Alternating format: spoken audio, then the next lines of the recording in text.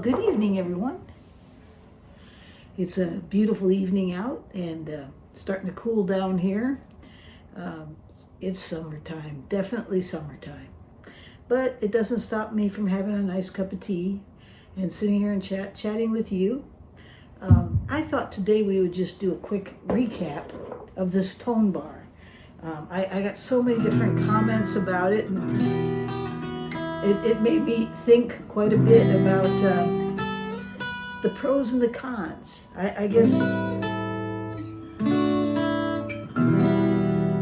now that's the ToneBar. It's still in this guitar. But yeah, I was just thinking, we really didn't compare it to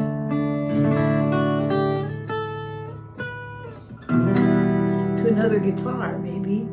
I don't have this plugged in. This is just playing through a microphone.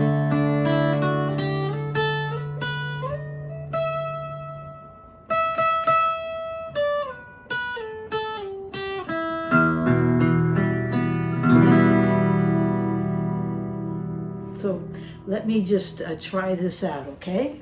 With MacKenzie and Marr.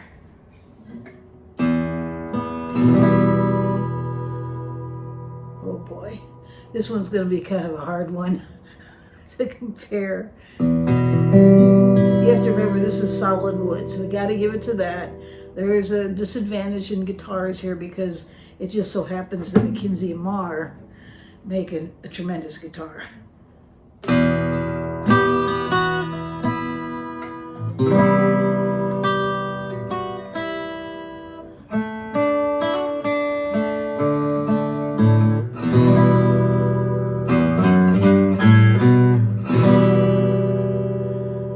Let's try that again, okay?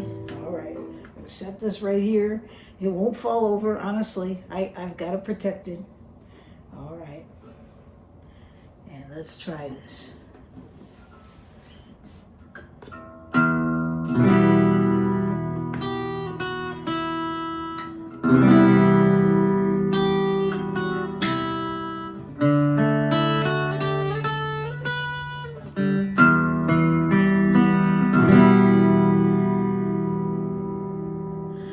Now, this guitar has a ToneBar in it, and it's also mahogany. This, by the way, is the Bolivian rosewood, okay? And so it's a harder wood. It's a harder tone wood. And so you're going to get that a little closer to a rosewood sound versus this very mellow sound that you get out of this. So let's try one other guitar, okay?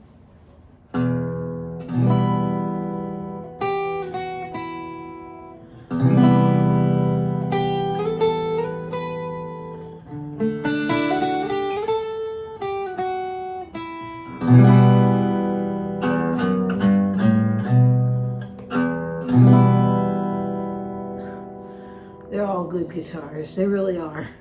But I have to say, you can't beat this little Gibson when it comes to mahogany. But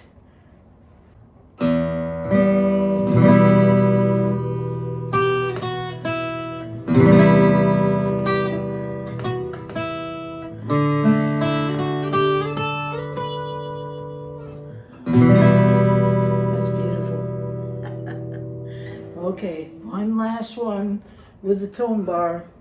This is PRS. Okay, solid top, but laminated back and sides.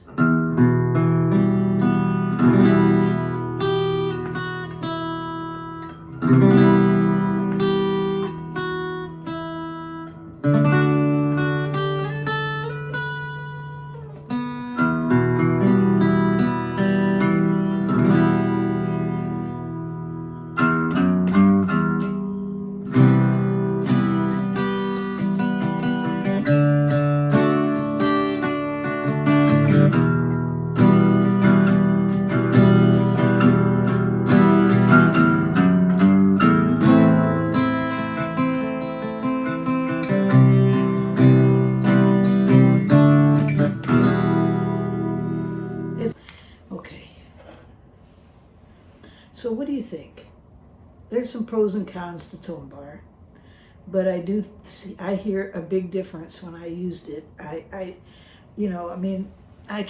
shouldn't use the word big. I heard a difference. And it really depends on the person as to how, what you're looking for in tone, as to whether or not that would be something you'd want to invest in. Although I have to say, invest is probably a strong word for putting $10 into a device. Even if you're not sure, you can go to McDonald's and get 2 hamburgers or get a hamburger and French fries and a Coke for $10 now.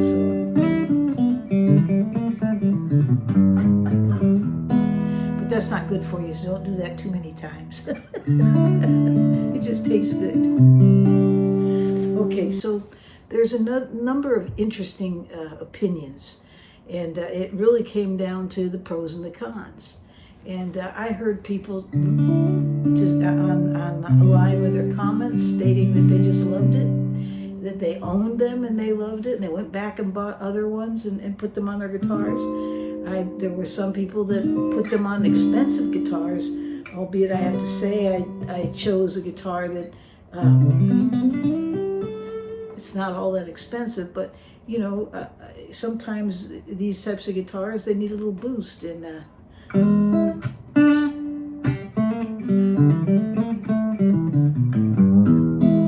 this one really sounds great. And so there was that opinion that was mixed in terms of love. Okay, I can't say it was loved more or hated less or hated more. I really couldn't say.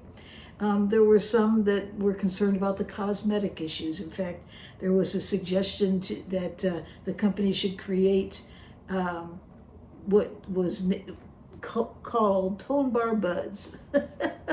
Just little caps to put on here so that it looked like you had pins in your guitar.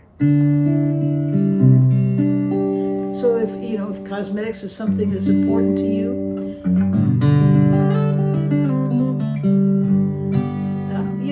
that's a good point. And but so that was a suggestion. The other thing was that came up was the biggie, was this: what happens if you break your string and you need to change your strings on the fly? Well, I have to hand it to you, having put this one on and used old strings, I'd say it'll slow you down a bit.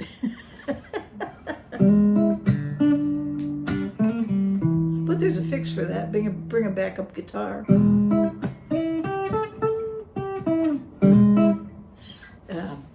Another comment was they wanted to hear this plugged in, so I'm going to turn this on, and we'll hear it plugged in just a second. Let's turn it up a little bit.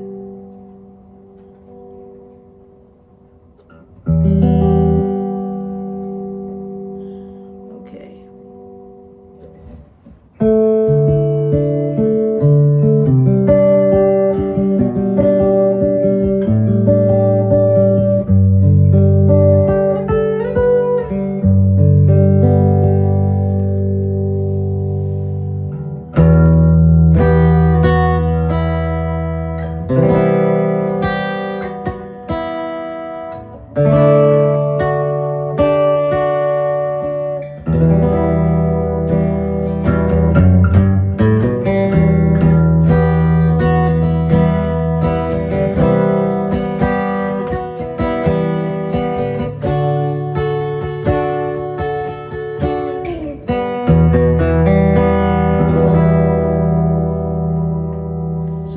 Plugged in. I'm not sure what that proves, because basically you're hearing an amplifier and you're hearing a Fishman pickup.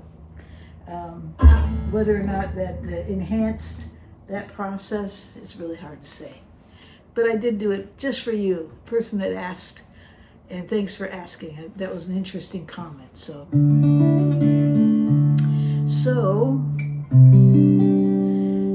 there was also an issue that came about access to the website, trying to find the website so they could buy one. And from what I can tell, basically the only place you can buy it is on eBay. For a second I thought maybe they had it on Reverb too, but I couldn't find them on Reverb.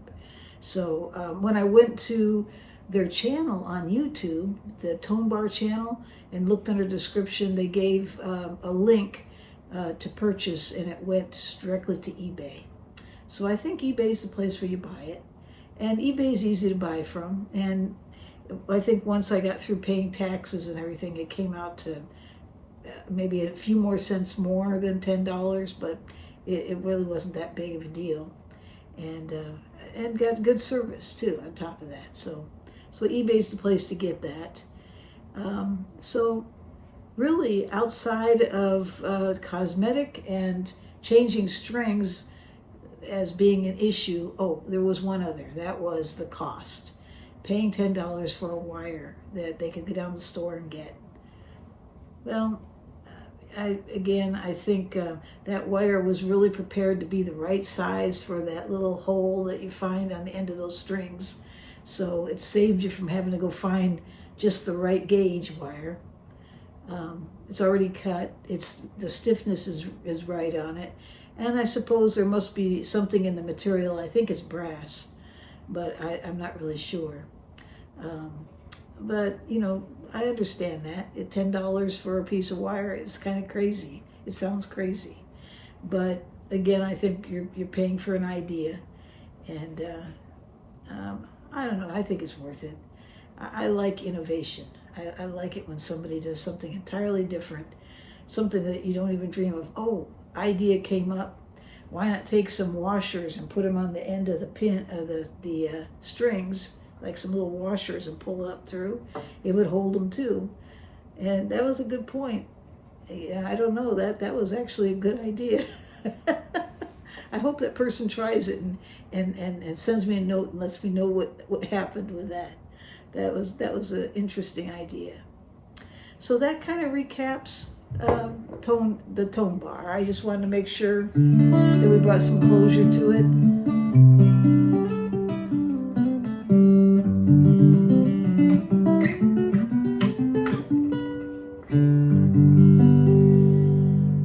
So that's it. Somebody's at my door. There we go.